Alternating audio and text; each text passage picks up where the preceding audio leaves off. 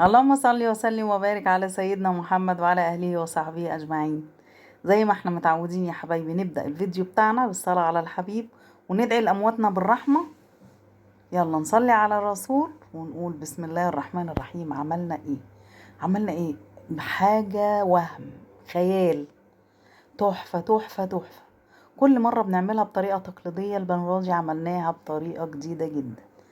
طريقة بقى مش قادرة اقول لكم، طعمها خيال خيال خيال. يعني اللي ما بيحبهاش هيحبها، واللي ما بياكلهاش هياكلها.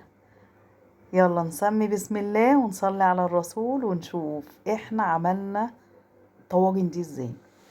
جبنا البطاطا بتاعتنا، قشرناها تقشيرة حلوة، غسلناها غسلة حلوة، قطعناها اي تقطيع عشوائي بقى، مثلثات، مكعبات، حلقات، زي ما تقطعيها.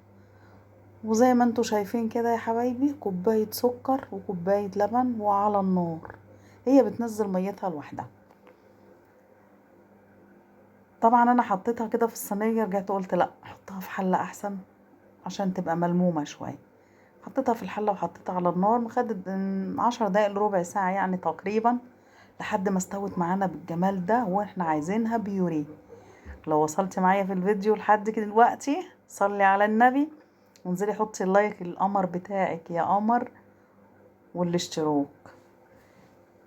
استوت كده وعايزينها بيوريه، يعني تقريبا اتهرست معانا لتر حليب.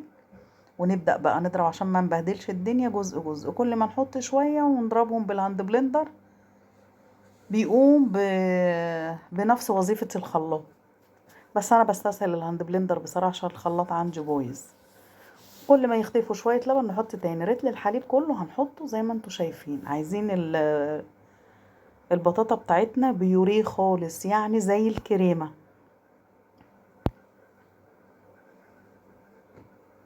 وطبعا هي اوريدي على النار استوت لحد ما اتهرت.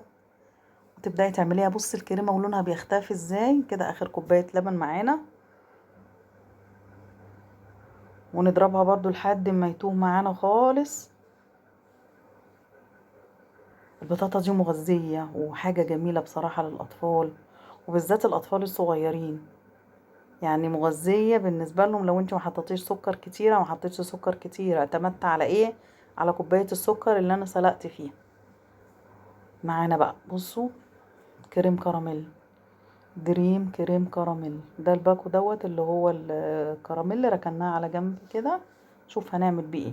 فضينا باكو الكريم كراميل عشان انا حاطه كميه صغيره. انا عامله تقريبا كيلو ونص بطاطا، ان كنت جايبه 2 كيلو، بحب اقشرها واكلها صوابع كده نيه، من غير سليق ومن غير شوي ومن غير اي حاجه. اخرطها صوابع زي البطاطس كده واقعد اقرقشها. بس كده خلاص خلصنا، وكل المكونات اندمجت معانا. ولعين البوتاجاز بقى، ويلا بينا على البوتاجاز نحطها ايه لحد ما تستوي معانا. طبعا السكر ده براحتك، لو عايزه تزودي سكر زودي. انا اعتمدت على ان البطاطا تبقى مسكره، وحطيت كوبايه سكر مع اللبن اللي انا سلقتها فيه. انا ما حطيتش سكر تاني عشان بصراحه انا ما بحبش الحاجه مسكره بزياده. لو انت عايزه دي بقى اختياري، حطي معلقه سكر تاني، حطي نص كوبايه سكر، براحتك، حاجه ترجع لك انت. بصوا لحد ما غليت معانا. وطبعا ماده الربط هنا هي الكريم كراميل. طبعا ريحتها تحفه. ناسي اقول لكم يا حبايبي ان انا حطيت سنه فانيليا. سبتها لما بردت خالص، واول ما بردت وحسيت انها بردت كده، جبت القوالب بتاعتنا. ده قالب الانجليش كيك. نجيب بقى دوت، هنعوزه دلوقتي الكريم كراميل، نحطه بقى في الارضيه عشان يدينا منظر جمالي. طبعا سكر مع الكريم كراميل، مع ان البطاطا مسكره، فمش هتعوز سكر، دي حاجه ترجع لكم بقى. ده كان قالب عندي، قلت اديله اعمل منظر كده، قالب الانجليش كيك. والقالب التاني اللي هو المدور ده،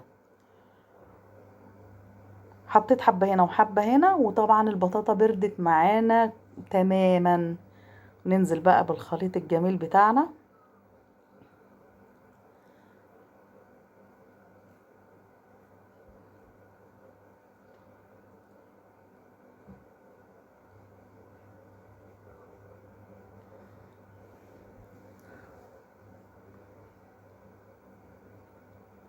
كده خلاص اتبقى حبة بقى في الحلة. دول بقى ايه؟ بالمعلقة، يخصوني انا، دول تبعي.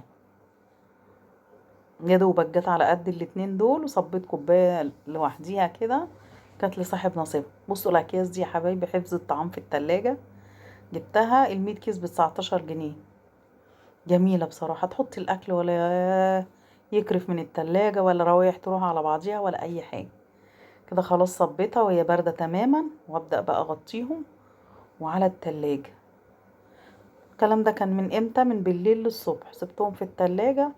قلت بكرة بقى ايه يحلها ربنا. طلعتهم تاني يوم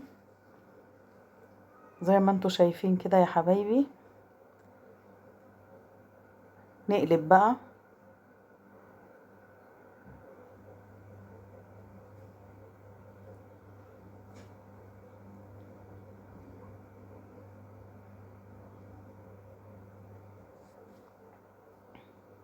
الله أكبر. هي كانت خفيفة شوية، كانت عايزة شوية كريم كراميل تاني، نص تقريبا، نص باكو. بس بصراحة كانت جميلة، قوامها جميل، وكانت ماسكة نفسها ومتماسكة، كانت تحفة. الله على الجمال. الطبق أنا غرفته، قمت بيه. طعمها جميل جميل جميل. لو عجبك الفيديو ما تنسينيش بدعوة حلوة ولايك وشير. السلام عليكم.